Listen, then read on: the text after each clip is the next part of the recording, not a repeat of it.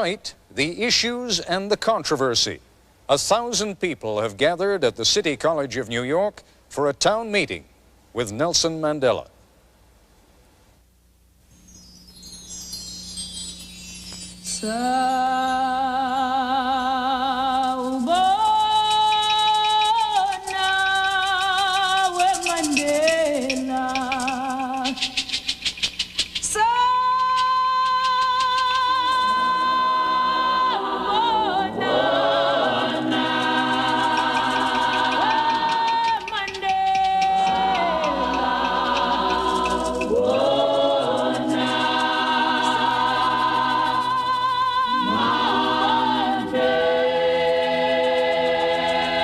There's Mr. Mandela, Mr. Nelson Mandela, a free man taking his first steps into a new South Africa. Nelson Mandela, welcome to the committee. May I help you? You got to get 40 young men and women just for the placards. You know, everybody's excited now by Mandela, so they'll do it. You're here to help? Are you reporting to work? Okay. The tickets have been received, but she needs to send someone down to the Mandela reception office for them. And you're on your way. Welcome Mandela to the Bronx. We need to welcome Mandela to the Bronx. Hi there, brother. You coming out Thursday to welcome Mandela? What do you know about Mandela? Oh, he was put in jail in South Africa because he believed in freedom. Now is the time to intensify the struggle on all fronts.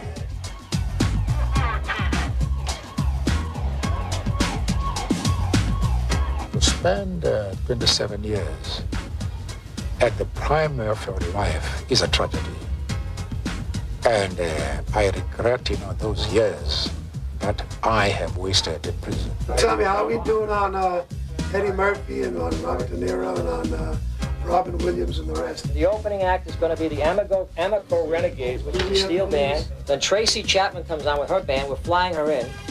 And then Mr. Mandela does his speech. Together, we must pledge to continue our united efforts for the abolition of the apartheid system. You can see the increase in the confetti and in the ticker tape coming out of the windows, and here is Nelson Mandela. Apartheid is doomed.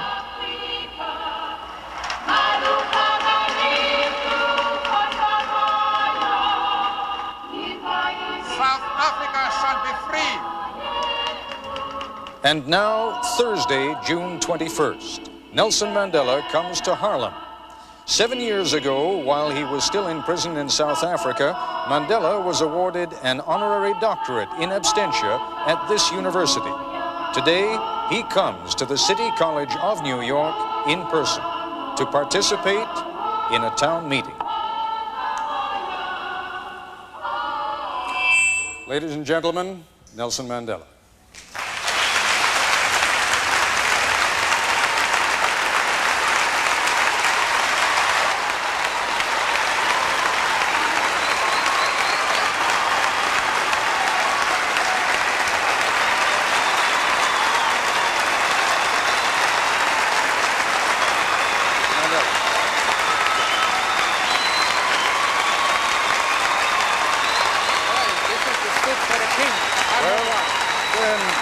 Please take it. That's all we have.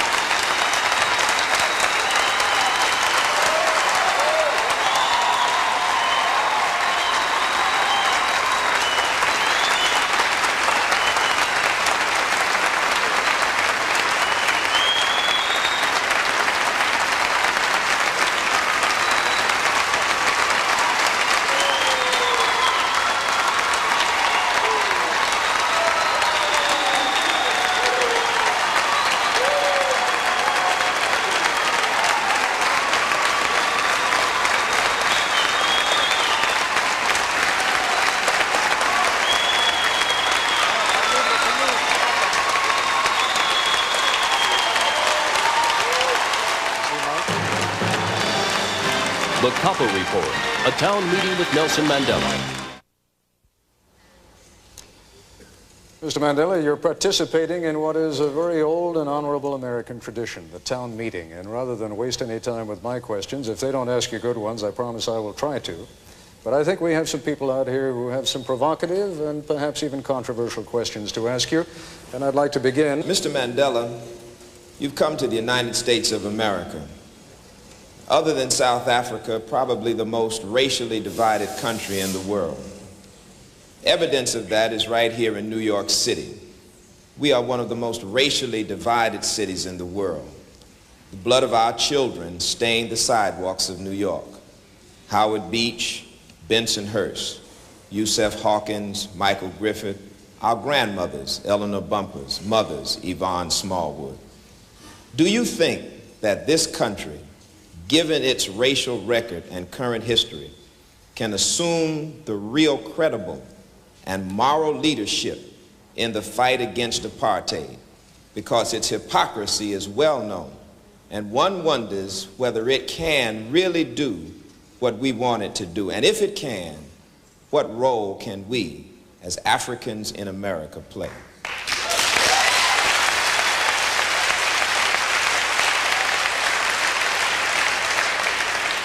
If I may just ask you, for your indulgence, if you be good enough, there will be some questions you'll like, there'll be some questions you won't like. Let me just ask you, though, to save the time so that we can listen to Mandela's answers, Mr. Mandela's answers. Mr. Mandela. After the rousing welcome I have received here, I do not know whether I am in a mood to think coolly. I have been deeply touched by this warm welcome. But to respond to the question, I must say that the ANC, and in fact the entire mass democratic movement in South Africa, condemns racialism wherever it may be found.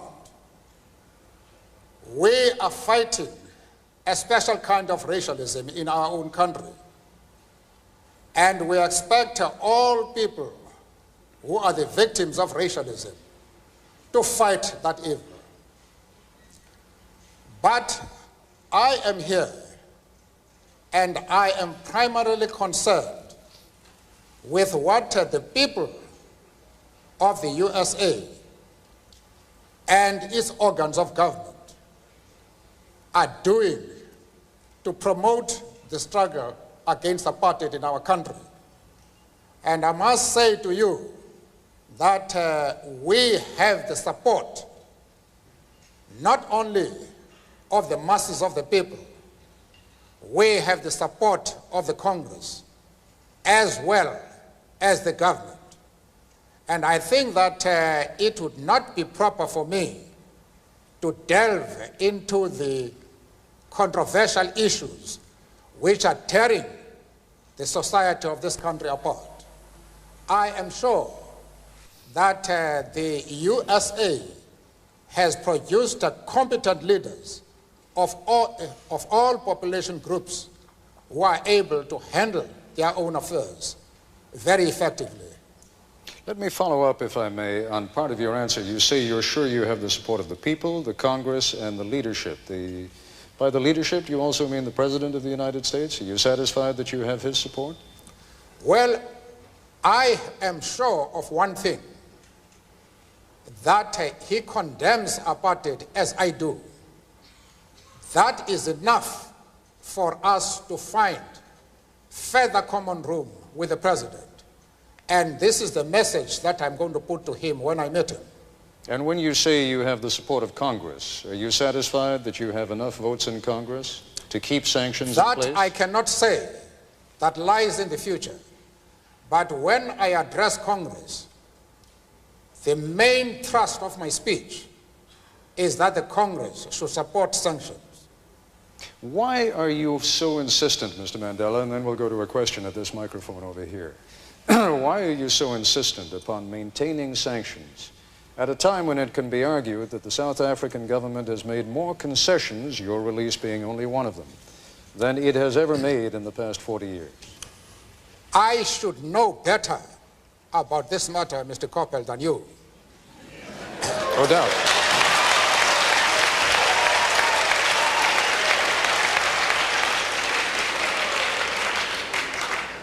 After all, it is the ANC, not the government, that is responsible for the present talks. We have been hammering the government since 1986 to meet us, and in spite of the humiliating and insulting conditions they tried to impose on us before they could agree to meeting us, we nevertheless had sufficient patience and sufficient commitment to peace as to continue hammering them to meet us. They have eventually done so, but despite the fact that the talks are now on, apartheid is still in place. The police are still killing our people, as they've done over the years. Vigilante groups are openly arming themselves for the specific purpose of attacking progressive groups and progressive leaders. The right wing is also arming itself openly, and they say they are doing so for the purpose of destroying the ANC. They are calling for some of us to be hanged. Why would you think that we should now relax our strategies? What has happened? Let's move on to the next question. Amanta. My name is Gloria Toot. I was born here in Harlem. I'm a lawyer. I've lived here all my life. I'm also on the board of directors of the African Educational Foundation that's raising money to train the people of Africa for industry. I am concerned about the future economy of South Africa. I am concerned when I look at the newer countries that gained their freedom, so hard fought, indeed did not demonstrate sound fiscal policy. Illiteracy is still quite large, and hunger.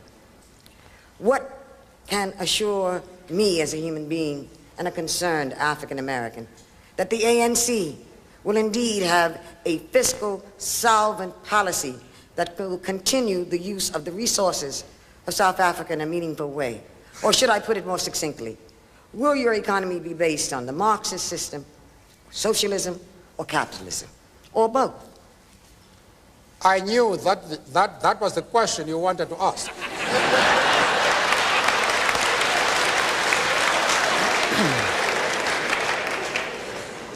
I am happy that you have had the courage to put it directly.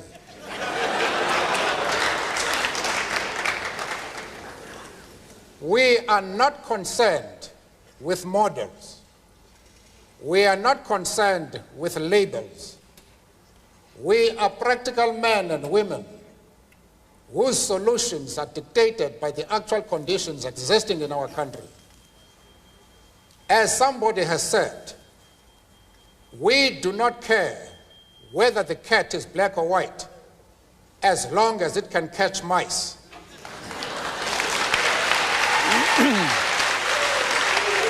If I may... What we want to achieve is a healthy and vibrant economy which can ensure full employment to our people, maximum production, and the development of social justice. We wanted to rectify the imbalances that exist in our economy.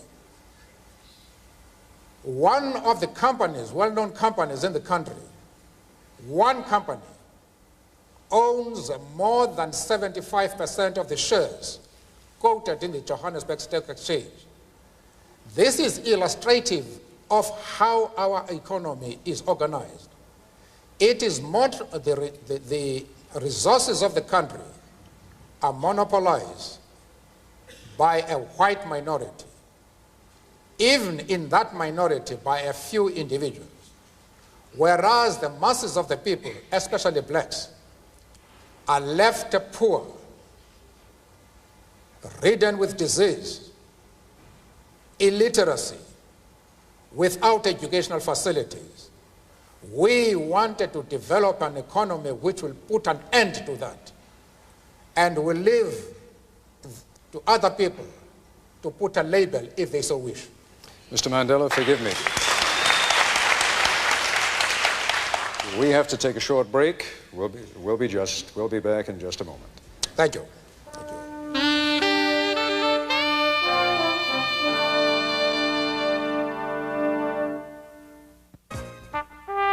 The Koppel Report, a town meeting with Nelson Mandela from City College in New York, continues.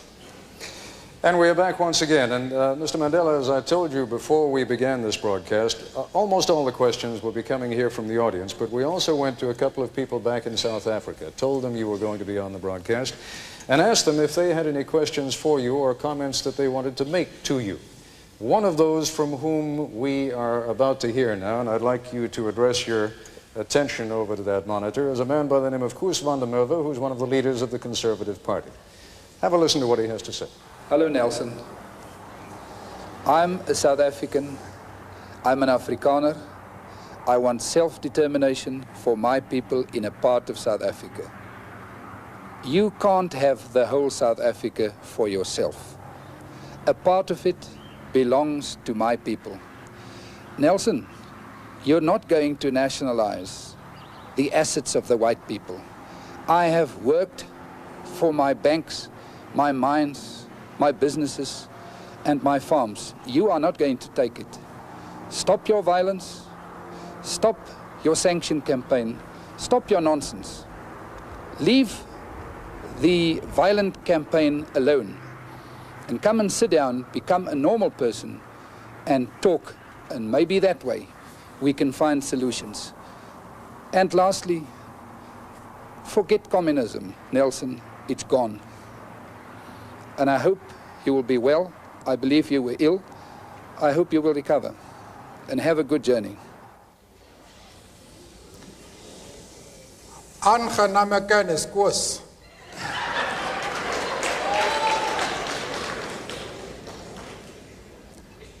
Ek hoop van harte dat een dag ek die geleentheid sal kry om met u te gesels.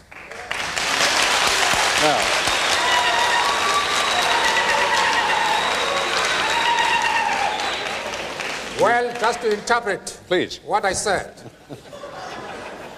I just wanted to demonstrate that I am bilingual.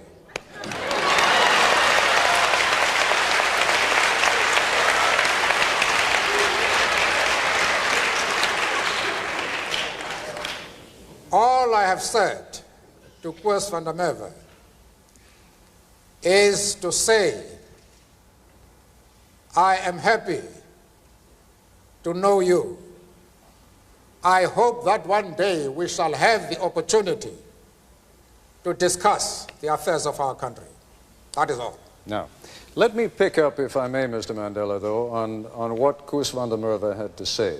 He represents, as you know, a small but significant segment of the white population in South Africa, which is pressuring Mr. de Klerk from that political side of the spectrum. To what degree do you feel any need to help President de Klerk deal with people like Koos van der Merwe? Mr. de Klerk is an independent, resourceful, and flexible leader. He is able on his own to deal with the right wing. The outside world will be making a grave mistake if they think they can do anything whatsoever to help Mr. de Klerk as against the right wing. In fact, for the international community to seek to do anything expressly to help Mr. de Klerk would be the best way of undermining him, because what the right wing is doing is to tell the whites in South Africa that de Klerk is a puppet of the United States and Great Britain, and that what he's doing now is precisely because he has received instructions from those two countries. And if now the Western world comes out to say they want to help de Klerk, that is what the right wing exactly wants. You will destroy him. We, the ANC, are the only people who can help him. And we are doing our very best to help him. One of the points we are putting to him is that Mr. de Klerk, if he wants to see the future non-racial South Africa emerging, is to speed up in regard to the negotiating process, that in a year or two, he should be able to extend the vote to all South Africans. He must cease thinking in terms of solutions by seeking a mandate to whites only. He must place himself in a position where he can get the support of the overwhelming majority of the people of South Africa. And if he gives every man and woman, whatever the color of his skin, the right to vote, he will be in an extremely strong position, and there's nothing that the right wing can do. But if he continues, as he is doing at the present moment, still to think of racist solutions, solutions which are seen first and foremost as protecting the rights of the whites, he will go under. Let us move on to our next questioner at the microphone over there. Mr. Edelman. Welcome to America, Mr. Mandela. I'm Ken Edelman. Those of us who share your struggle for human rights and against apartheid have been somewhat disappointed by the models of human rights that you have held up since being released in jail. You've met over the last 6 months 3 times with Yasser Arafat, who you have praised. You have told Gaddafi that you share the view on, and applaud him on his record of human rights and his drive for freedom and peace around the world. And you have praised Fidel Castro as a leader of human rights and said that Cuba was one of the countries that's head and shoulders above all other countries in human rights, despite the fact that documents at the United Nations and elsewhere show that Cuba is one of the worst. I was just wondering, are these your models of leaders of human rights? And if so, would you want a Gaddafi or an Arafat or a Castro to be a future president of South Africa? One of the mistakes which some political analysts make is to think that their enemies should be our enemies.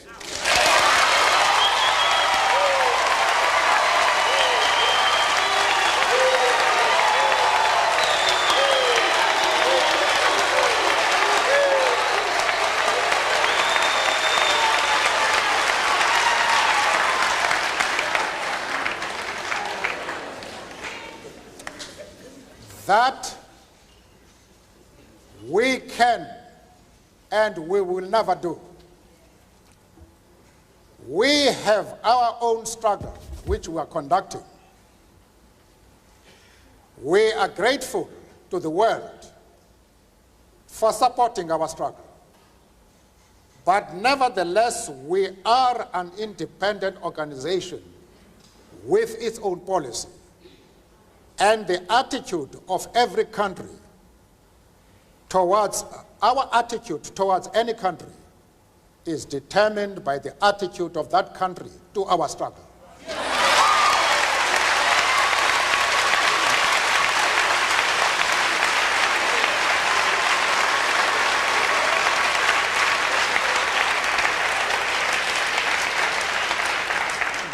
Yasser Arafat,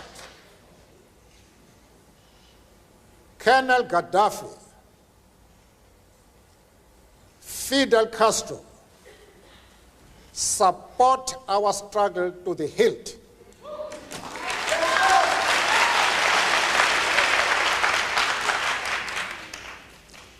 There is no reason whatsoever why we should have any hesitation about hailing their commitment to human rights as they are being demanded in South Africa.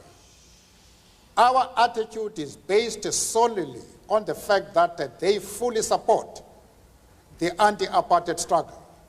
They do not support it only in rhetoric.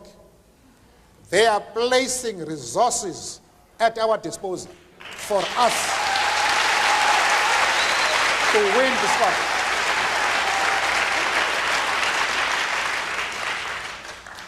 That is the position. Mr. Mandela, you've said a number of very controversial things in that last response, and I'd like to come back to some of them when we return, but once again, we have to take a quick break. We'll be back in a moment. Thank you. The Koppel Report will continue in a moment. And we are back once again with Nelson Mandela at the City College of New York. Mr. Mandela, as I mentioned to you before the program, we also have some distinguished guests sitting behind us, one of whom, Mr. Henry Sigmund, together with two other Jewish leaders, came to Geneva to visit with you precisely because they were so concerned not only by the kind of thing that you just said before the break with regard to Yasser Arafat, with regard to Libya's Colonel Gaddafi, but also because of the support that you seemed at different times to give to the PLO. I would like to ask Mr. Sigmund to stand now for a moment and pose whatever question he would like directly to you. Mr. Sigmund?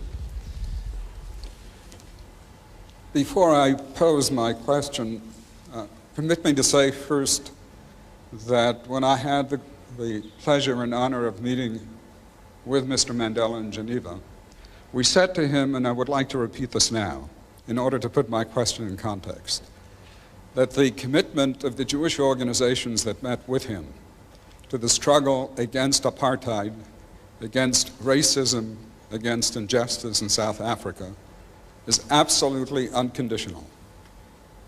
It is not dependent on whether we are happy or unhappy with responses that Mr. Mandela gives to some questions.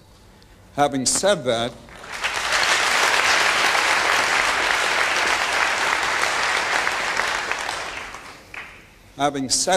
I think I would be dishonest if I did not express profound disappointment with the answer that Mr. Mandela gave to the previous question, because it suggests a certain degree of amorality. It suggests that what these people do in their own countries, what a Gaddafi does in Libya, what a Castro does in Cuba, is totally irrelevant, even in terms of the issue of human rights, as long as they support the cause of the ANC. I hope that is not what Mr. Mandela meant, and I would hope that he would clarify that issue further. Mr. Mandela. Firstly, we are a liberation movement which is fully involved in a struggle to emancipate our people from one of the worst racial tyrannies the world has seen.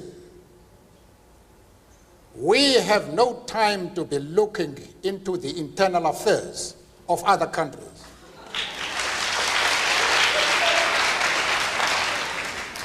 It is unreasonable for anybody to think that this is our role. I have been asked by somebody who wants me to express an opinion on the differences that are taking place within the USA. And he has made his position quite clearly that there is racialism in this country. I have refused to be drawn into that.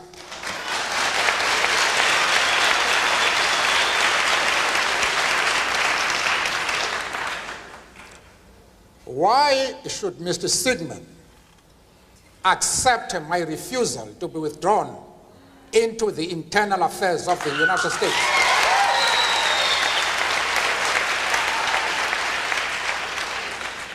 And at the same time, want me to be involved in the internal affairs of Libya and Cuba? I refuse to do that. As far as Yasser Arafat is concerned, I explained to Mr. Sigmund that we identify with the PLO because just like ourselves, they are fighting for the right of self-determination.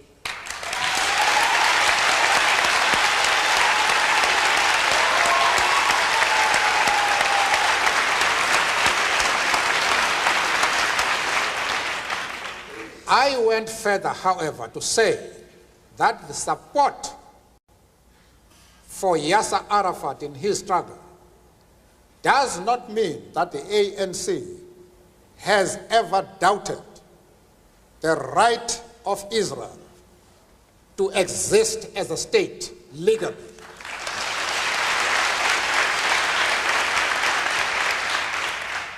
We have stood quite openly and firmly for the right of that state to exist within secured borders.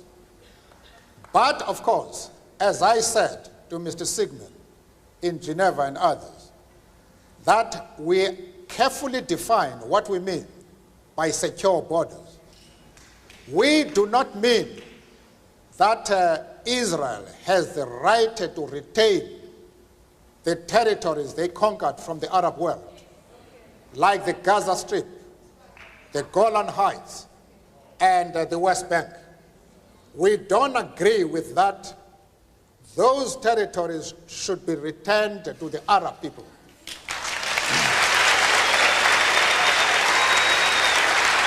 Mr. Mandela.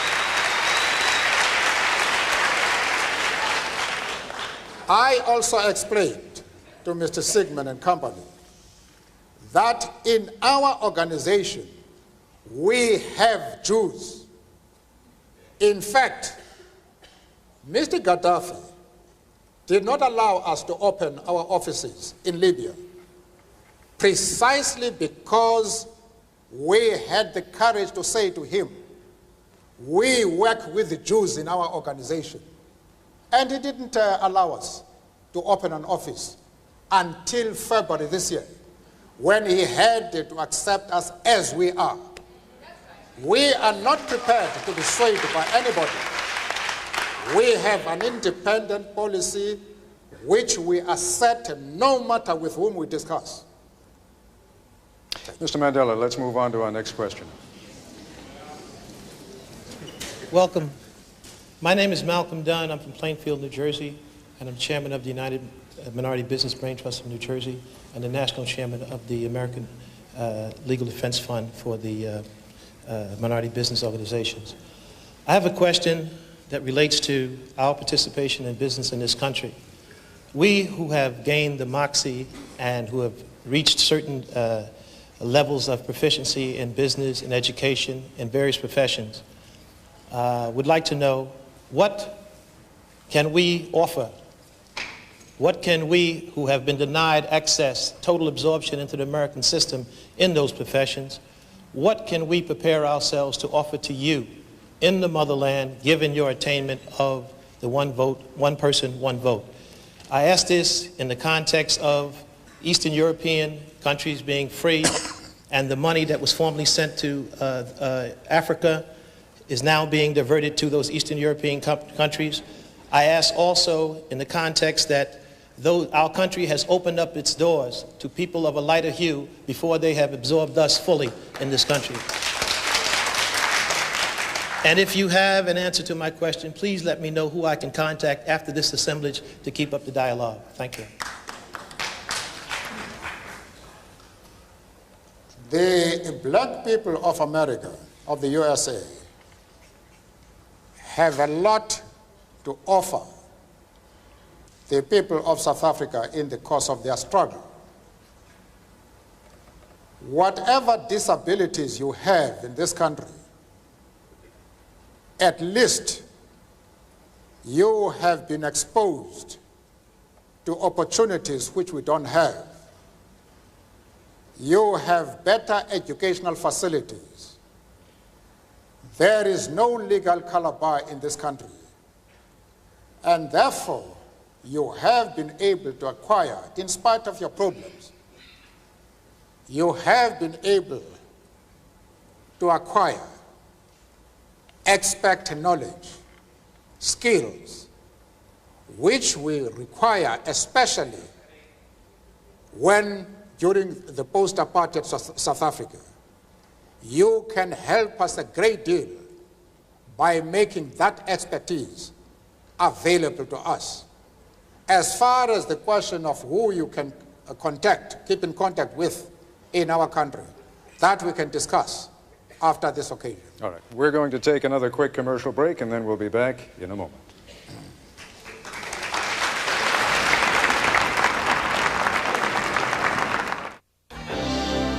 The Koppel Report, a town meeting with Nelson Mandela, continues. Once again, Ted Koppel. Mr. Mandela, as I mentioned to you also before you came out here this afternoon, there are black leaders in South Africa with whom you and your organization have differences. One of them, who represents many of the Zulu people, political organization known as Inkatha, is Gatsha Buthelezi. If you'd be good enough to direct your attention once again to the monitor and listen to what he has to say. I know, Madiba, that you're not responsible for our not getting together, and I know that it's other people that have said, I'm not imagining it, they've said it in so many words that they don't want you and I to get together. But Madiba, all these years you have been incarcerated, you know we've been in touch. You know that I've always paid tribute to you, that I've refused, to negotiate with any of the white leaders in this country for decades now, because I told them that it was an absolute non-negotiable that I can get to the conference table without you and our brothers who were incarcerated with you and others, and before the unbanning of ANC, PAC, and other organizations. So I think in your absence, you might be interested to know that one of our brothers, who is very close to you, has been to see me. He'll have a certain message for you when you return.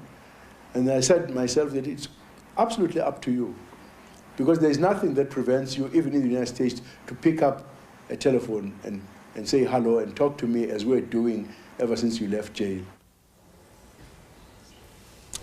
Shanga,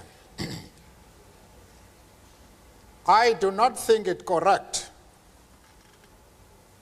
for me to wash our dirty linen in a foreign country, even though it is somehow our fault.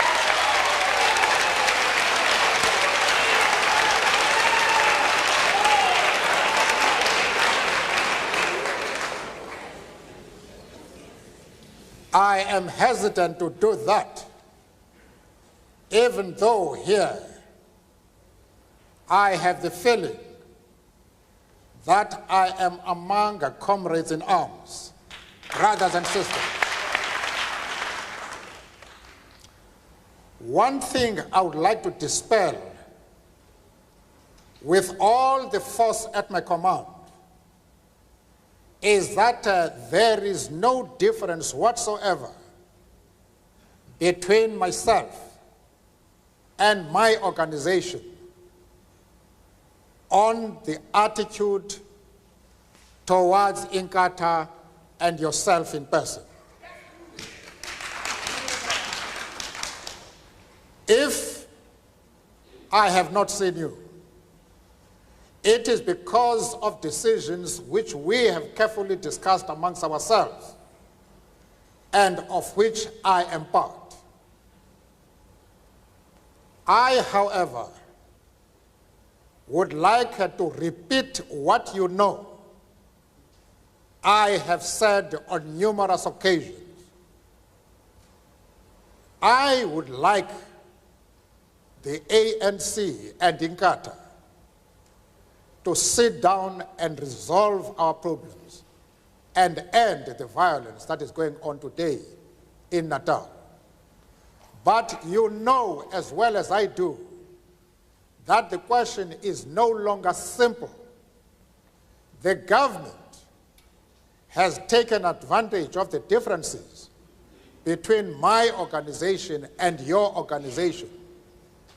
They are using those differences for the purpose of trying to eliminate the ANC and what they consider to be members of that organization who are a threat to white supremacy. That now is our problem. It is no longer just a question of me meeting you. I have asked Mr. de Klerk the simple question. I have said to him, you have a strong, efficient, and well-equipped army and police force. Can you tell me why the government has failed to suppress violence in which almost 4,000 blacks have been killed?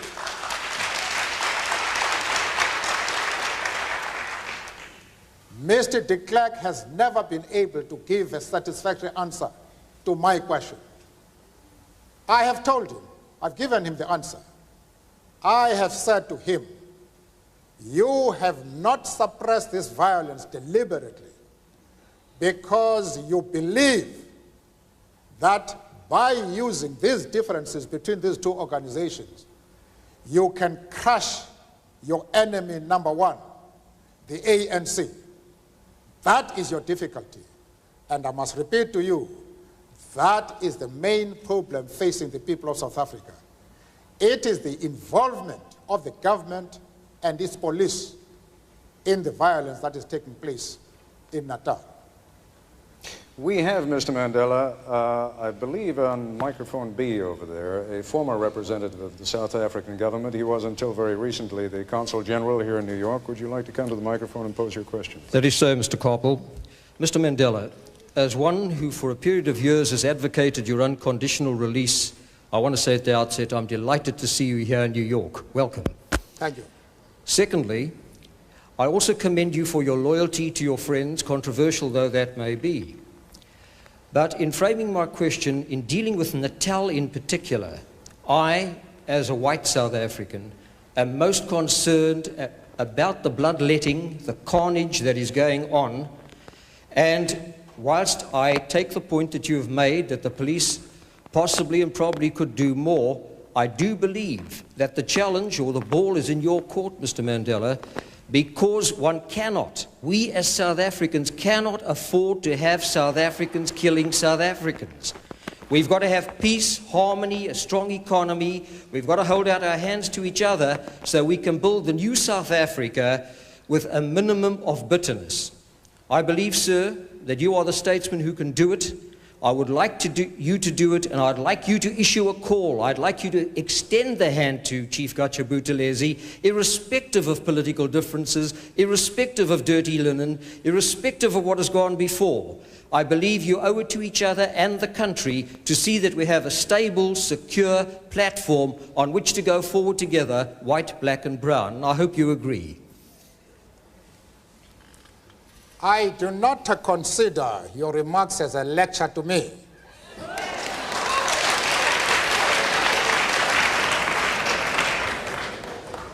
Because you would know that it is the ANC and not the government that has compelled the government to sit down and talk peace with us. It is the ANC that is mobilizing the entire country today around the question of peace. You would also know that I have made several calls at public rallies that no solution is possible in South Africa without involving Chief Buthelezi. You would know this. Yeah, yeah. I have made that call not once, but several times. But it is the government that is responsible for all our problems in regard to Natal. The questions that I have put to Mr. de Klerk, he has not been able to answer. I wonder if you can answer them. The government has had no hesitation whatsoever in suppressing similar violence before. Why is it that it has not even attempted to suppress that violence? After all, no government anywhere in the world can tolerate violence in which close to 4,000 people have been killed without intervening. Why is your government not intervening? That is the question that you must answer. I would answer you by saying that I don't represent the government, and I would hope that the government would do exactly what you say. I do not quarrel with you, and I do not presumptuously lecture you, Mr. Mandela. I wish you well. Thank you very much. Mr. Mandela. Thank you. Thank you very much. We have ripped through the first part of this broadcast extraordinarily quickly. There are still a number of issues that we have to take up with Mr. Mandela, not the least of them being sanctions by the United States against South Africa. We will continue with that in the Nightline segment of this broadcast. Just a quick break now. We'll be back. I'm Ted Koppel at the City College of New York, and this is a special edition of Nightline. Nelson Mandela, day 2 of his visit to the United States. More celebration, more adoring crowds. A reminder to his people of how far they have come.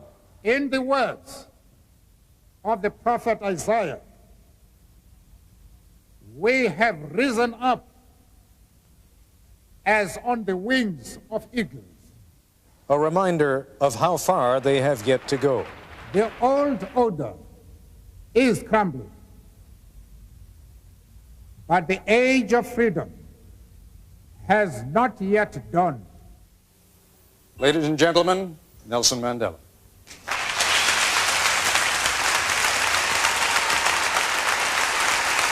And in the middle of his day, an extraordinary town meeting, part of which you may have seen, but for those who missed it, here's a sampler.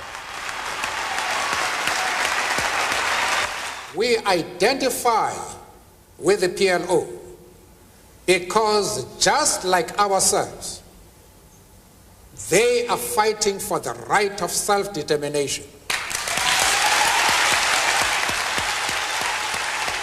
Mandela displayed a sense of humor. Or should I put it more succinctly? Will your economy be based on the Marxist system, socialism, or capitalism, or both?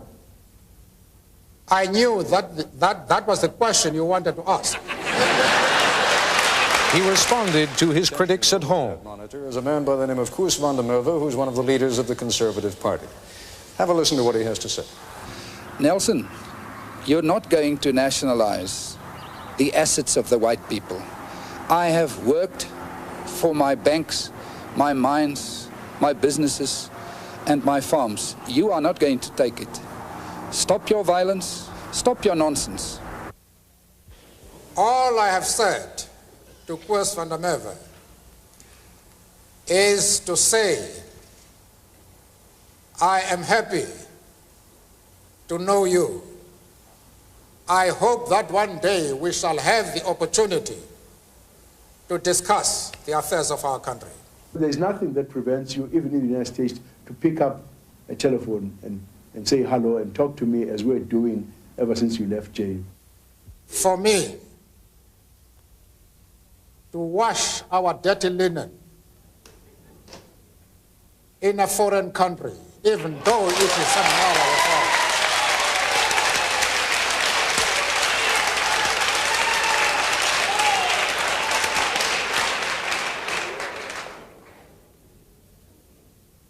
I am hesitant to do that, even though here I have the feeling that I am among comrades in arms. Welcome to America. He faced his critics here head on. Those of us who share your struggle for human rights and against apartheid have been somewhat disappointed by the models of human rights that you have held up since being released in jail. You've met over the last 6 months 3 times with Yasser Arafat. Yasser Arafat, Colonel Gaddafi, Fidel Castro support our struggle to the hilt. I think I would be dishonest if I did not express profound disappointment with the answer that Mr. Mandela gave to the previous question, because it suggests a certain degree of amorality. Above all, Nelson Mandela stated his positions forcefully. Why are you so insistent upon maintaining sanctions at a time when it can be argued that the South African government has made more concessions, your release being only one of them, than it has ever made in the past 40 years? I should know better about this matter, Mr. Koppel, than you. No doubt. And now, in the Nightline segment of our broadcast, there's much more to come.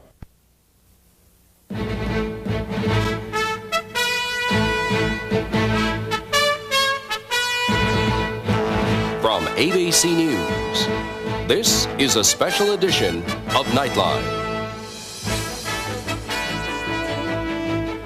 A town meeting with Nelson Mandela from the City College of New York.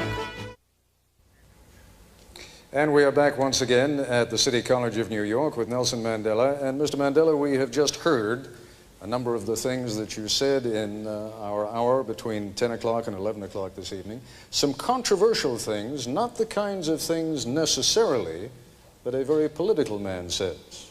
If you were very political, you might have been more concerned about not alienating some people in this country who have it within their hands, within their power, either to continue sanctions against South Africa or to raise those sanctions, to lift them.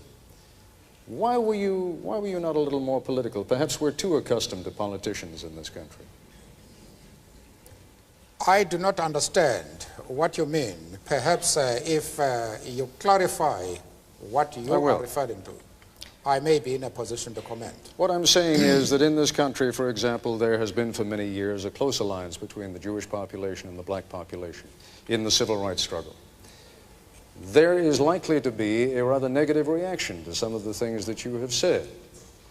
That reaction could very well cause people to call up their congressmen, their senators, and say, go ahead, lift the sanctions. Why not? After all, President de Klerk is doing a great deal against apartheid. Only today, in fact, his number 2 man, Gerrit Viljoen, said that the government perceives itself in South Africa as being part of the anti-apartheid struggle.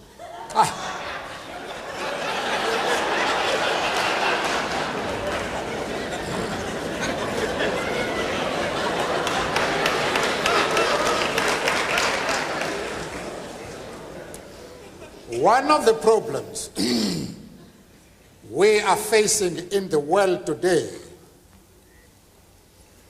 are people who do not look at problems objectively, but from the point of view of their own interests.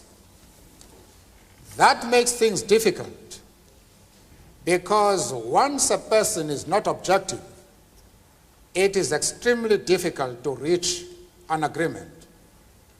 One of the best examples of this is to think that because Arafat is conducting a struggle against the state of Israel, that we must therefore condemn him.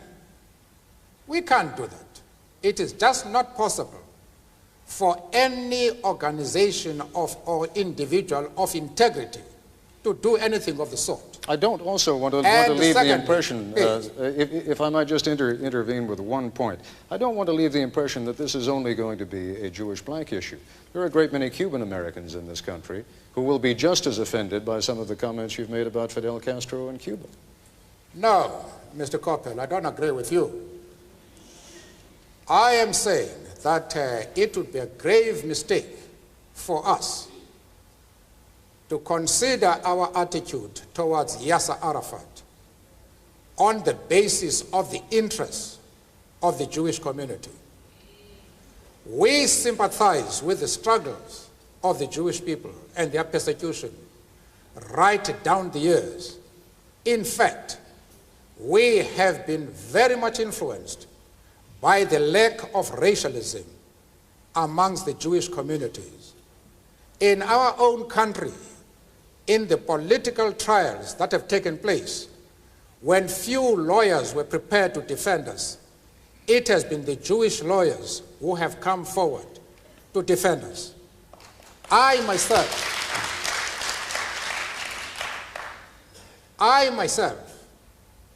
was articled, I'm a lawyer by profession, and I was trained to become a lawyer by a Jewish firm at a time when few firms in our country were prepared to take blacks. And as I have said, we have many Jews, members of the Jewish community in our struggle, and they have occupied very top positions. But that does not mean to say that the enemies of Israel are our enemies. We refuse to take that position. You can call it being political or a moral question, but for anybody who changes his principles depending on whom he is dealing, that is not a man who can lead a nation.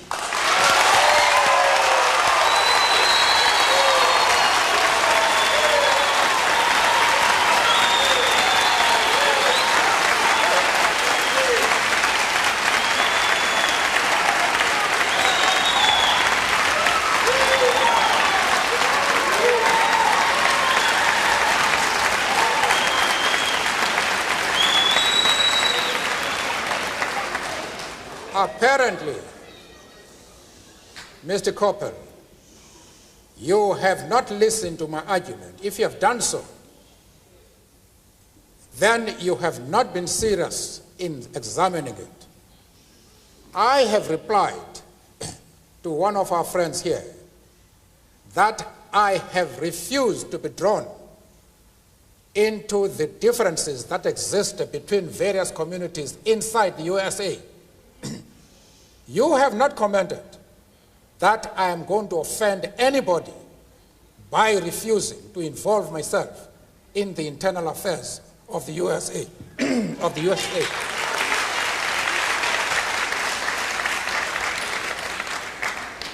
Why are you so keen that I should involve myself in the internal affairs of Cuba and Libya?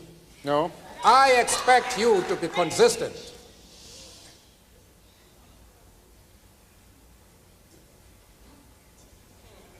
I don't know if I have paralyzed you. No.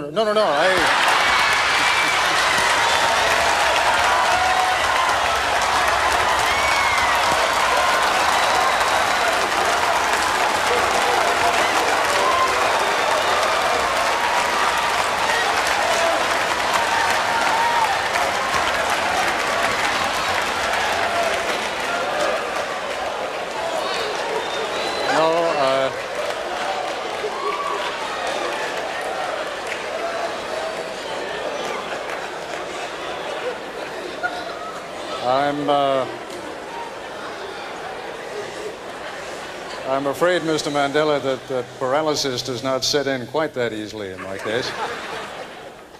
The point...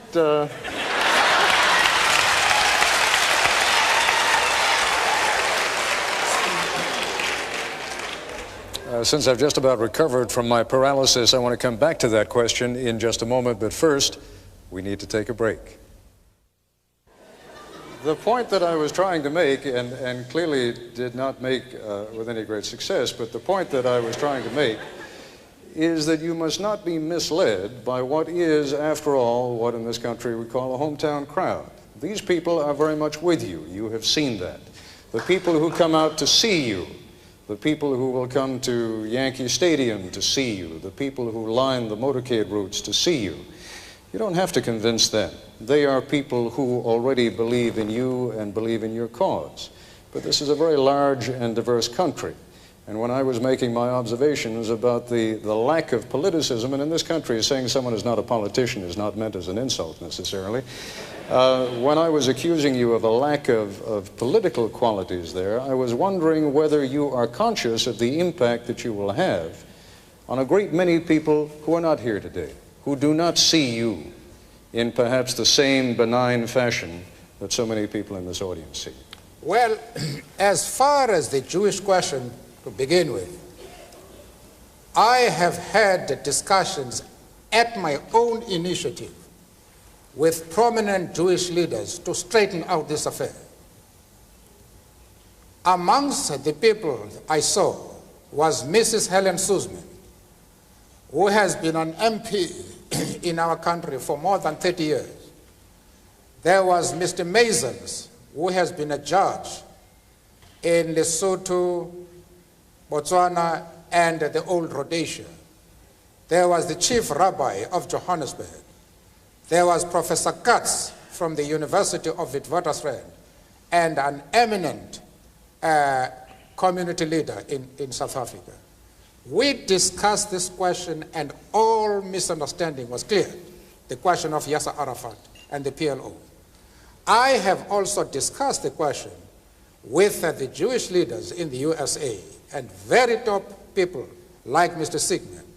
We reached an agreement on this question and we saw eye to eye. Now, I don't know where your concern arises. The Jewish leaders themselves are able to determine their own affairs. Nobody else is entitled to say that the Jewish leaders are going to be concerned about your stand. Because I have had the discussions with them, and those discussions will reach consensus. But there are matters, of course, in which we did not agree.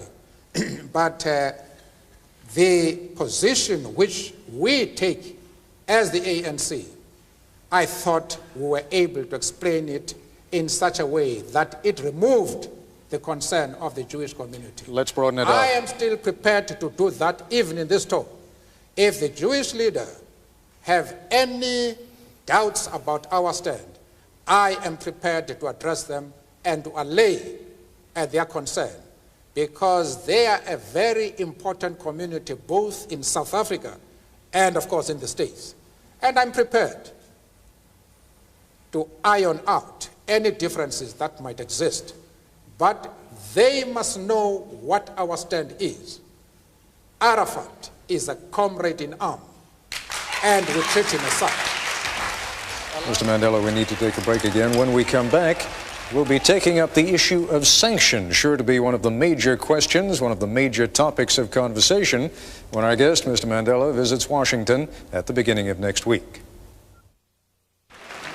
Allow me, Mr. Mandela, to broaden the subject out a little bit and to introduce now another distinguished guest here, Senator Boren, who indeed will be called upon very shortly to vote upon the issue of sanctions.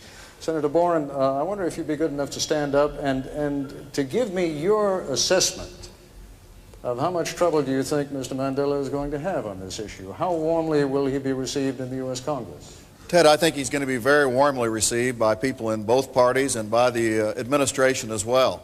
While there may be some differences of opinion on certain issues, like positions on Arafat and Gaddafi, I think the American people understand what has gone on in South Africa. We have seen families divided because they've been classified according to race.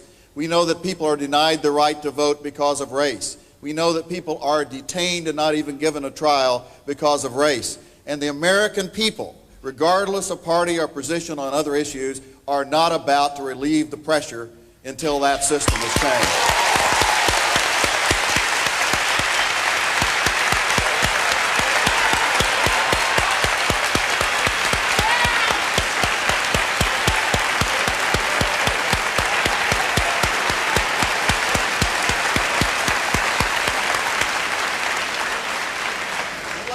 Let me ask one question, Ted. I do think that many of us understand that there are pressures being exerted, that Mr. Mandela and President de Klerk, as they start toward negotiations, have extremists on both sides who really do not want to see them succeed, who do not want to see a peaceful transition. And we're concerned. I understand why we must not release the pressure, and I think there's a bipartisan decision not to do that. The President has reached out to us in Congress to say that he will consult with us on any future policy decisions that are made. But I wonder if there are some positive signals we could send positive to both Mr. Mandela and to Mr. de Klerk as well, that would reach out to help South Africa, that would show our encouragement for these negotiations, and that perhaps could help the country as it does move to a non-racial democracy. Can you give us a for instance, Senator, and then have Mr. Mandela perhaps respond? helping the schools. I know that black children in school, only 1 out of every 5 even has a textbook, because the past government has spent 8 times as much educating white children as black children. Are there positive things we can do, Mr. Mandela, at this point to send a signal both to you and to Mr. de Klerk that we encourage progress in these negotiations that are going on?